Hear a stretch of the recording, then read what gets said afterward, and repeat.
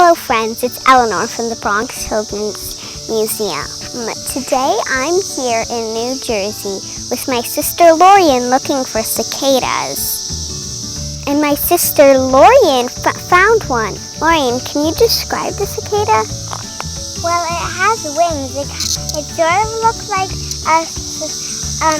a bee, but it makes different sounds, and it doesn't have a stinger.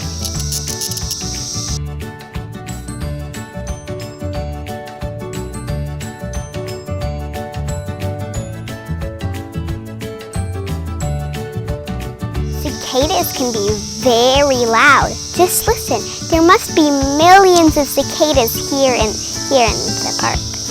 The cicadas only come out every 17 years.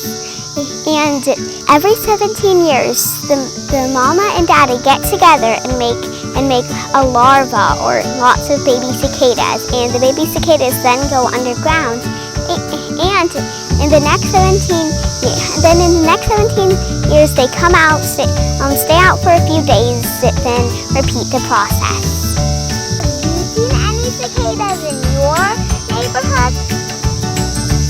Let us know in the comments below.